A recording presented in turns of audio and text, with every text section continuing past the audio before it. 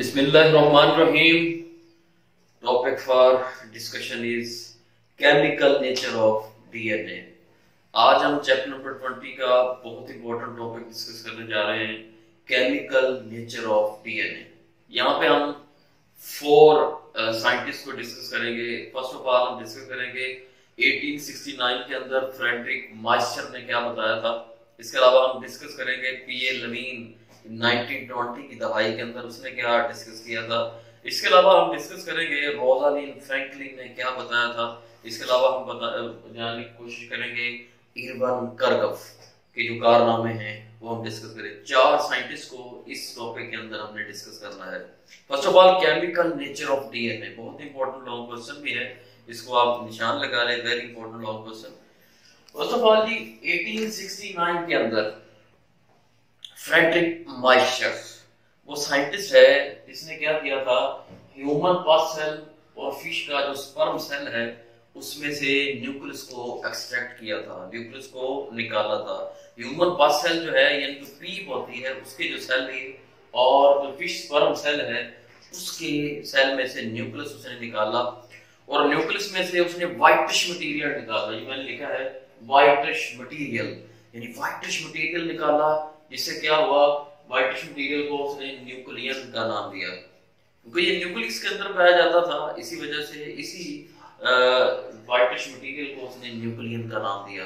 और बाद में इसकी जो पीएच थी <7 थी और ये एसिडिक इन नेचर था, इसी वजह से इसको एसिड कहा गया और इसको कहा गया न्यूक्लिक एसिड क्योंकि ये न्यूक्लियस के अंदर पाया जा रहा था, इसी वजह से इसको न्यूक्लिक एसिड कहते हैं। आपने चैप्टर नंबर 2 के अंदर फर्स्ट ईयर के अंदर सेकंड लास्ट टॉपिक जो है, बल्कि लास्ट टॉपिक है, न्यूक्लिक एसिड्स की 2 टाइप्स पढ़ी थी, एक डीएनए होती है, एक आरएनए होती है। तो यहाँ पे जो न्यूक्लिक एसिड है इसके अंदर डीएनए एंड आरएनए प्रेजेंट होता है। 1920 की दहाई के अंदर एक साइंटिस्ट था, उसने पीए लेविन, उसने बताया था डीएनए और आरएनए का जो पॉलीमर है, जो आरएनए और डीएनए का स्ट्रक्चर बनाता है वो है न्यूक्लियोटाइड। उसने बताया था ये डीएनए और आरएनए का जो पॉलीमर है दिस इज अ न्यूक्लियोटाइड। वैसे तो हम कहते हैं डीएनए को डीऑक्सी राइबो न्यूक्लिक एसिड, वैसे हम आरएनए को कहते हैं राइबो न्यूक्लिक एसिड। जो न्यूक्लियोटाइड डीएनए के अंदर पाए जाएंगे उसको हम कहते हैं डीऑक्सी राइबो न्यूक्लियोटाइड। जो आरएनए के अंदर न्यूक्लियोटाइड पाए जाएंगे उसको हम कहते हैं राइबो न्यूक्लियोटाइड यानी आरएनए। पीए लेविन का हमने पढ़ लिया, पॉलीमर ऑफ न्यूक्लियोटाइड उसने बताए थे, और न्यूक्लिक एसिड का बताया था फ्रेडरिक माइस्चर। ये आपने एमसीक्यूज के लिए याद रखना है। उसके बाद हमने डिस्कस करना है 3 कंपोनेंट ऑफ न्यूक्लियोटाइड जो कि पीए लेविन ने हमें बताया था। पेंटोज शुगर, इसके अलावा नाइट्रोजन बेस और फास्फेट ग्रुप उसने बताए थे। First of all pentose sugar जो है, डीएनए के अंदर जो शुगर प्रेजेंट होती है वो होती है डीऑक्सी राइबोज शुगर, ठीक है, डीऑक्सी राइबोज शुगर, और आरएनए के अंदर राइबोज शुगर होती है, ठीक है। तो ये एमसीक्यूज के लिए आपने याद रखना है। लेकिन ये होती पेंटोज शुगर है। हम किस बेस पे डीऑक्सी राइबोज शुगर कहते हैं, किस बेस पे राइबोज शुगर कहते हैं, तो यहाँ पे याद रख लीजिएगा दूसरी कार्बन के ऊपर एक थोड़ी सी इनके अंदर एडिंग है, यानी हाइड्रोजन, यहाँ पे हाइड्रोजन होता है और नीचे भी हाइड्रोजन होता है, ये होती है डीऑक्सी राइबोज शुगर। यानी बाकी में हाइड्रोजन नहीं बता रहा, सिर्फ यहाँ पे थोड़ी सी इनके अंदर डिफरेंस आता है, यहाँ पे हाइड्रोजन होता है, यहाँ पे भी हाइड्रोजन होता है। लेकिन जो आरएनए के अंदर राइबोज शुगर होती है, पेंटोज शुगर, उसके बाद ऊपर हाइड्रोजन होता है, नीचे OH ग्रुप लगा होता है, इसी वजह से इसको राइबोज शुगर कहते हैं और इसको डीऑक्सी राइबोज शुगर कहते हैं। उसके बाद एक और कंपोनेंट है नाइट्रोजनस बेस। नाइट्रोजनस बेस की जब हम बात करते हैं तो डीएनए के अंदर जो नाइट्रोजनस बेसेस पाई जाती हैं वो एडेनिन, गुआनिन, साइटोसिन और थायामिन होती हैं।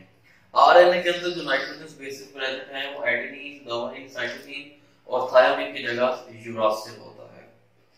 तो this is the nitrogenous bases of DNA and RNA.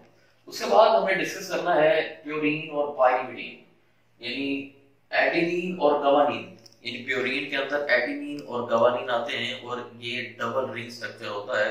MCQs के लिए आपने याद रखना है प्यूरीन, एडेनिन और गुआनिन का डबल रिंग स्ट्रक्चर होता है, और याद रखिएगा पहला हाइड्रोजन होता है, दूसरा पेंटाइल होता है। ये आपने याद रखना है, बहुत इंपॉर्टेंट है।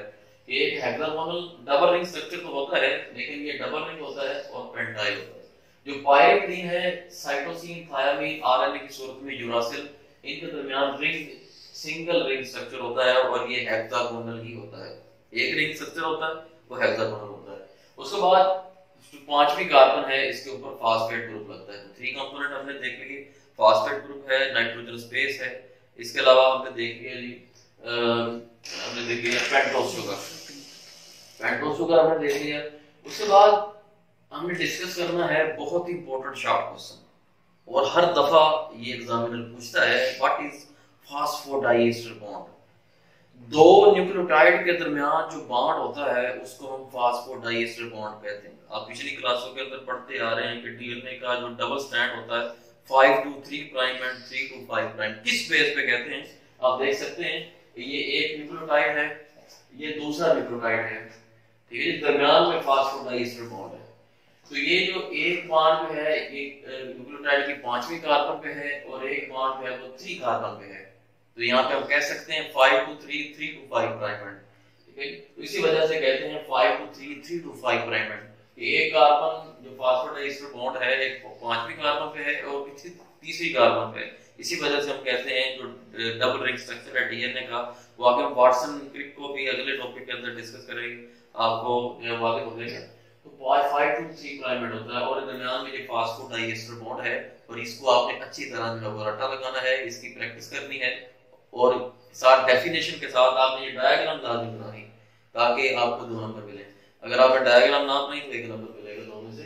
उसके बाद इरवन कर्गफ एक साइंटिस्ट था, उसने क्या बताया, उसने कहा जी एडेनिन और थायमिन के दरमियान डबल हाइड्रोजन बॉन्डिंग होती है।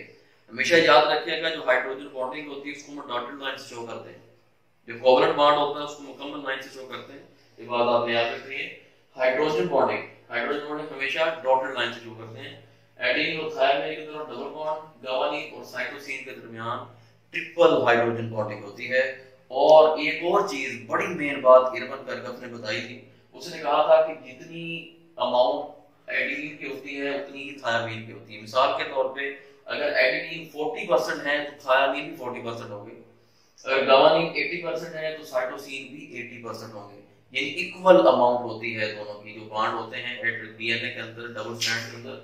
उसको रोजालिन फ्रैंकलिन, आखिरी बात है जी, रोजालिन फ्रैंकलिन, उसने एक्सरे डिफ्रैक्शन के जरिए जो है वो 3 डायमेंशनल स्ट्रक्चर जो है वो डीएनए का बताया था। ये आपने एमसीक्यू के लिए याद रखना है। 3 डायमेंशनल स्ट्रक्चर किसने बताया था? रोजालिन फ्रैंकलिन ने बताया था। कल हम डिस्कस करेंगे Watson and Crick model. Watson and Crick model Cambridge University के 2 स्टूडेंट थे, उन्होंने डीएनए का डुप्लेक्स जो है वो मुतारफ कराया था और वो इतना मशहूर हो गया कि उनको नोबेल प्राइज भी दे दिया गया था। उन्होंने क्या किया था, उन्होंने इरवन कर्गफ और रोजालिन फ्रैंकलिन की रिसर्च को इस्तेमाल किया और डुप्लेक्स डीएनए का स्ट्रक्चर जो मुतारफ करा दिया। यहाँ पे हमारी वीडियो का इख्तिताम होता है। इस चैनल को सब्सक्राइब कर लीजिए ताकि आने वाली वीडियो का नोटिफिकेशन आप तक बाआसानी पहुंच सके। ओके, अल्लाह हाफिज।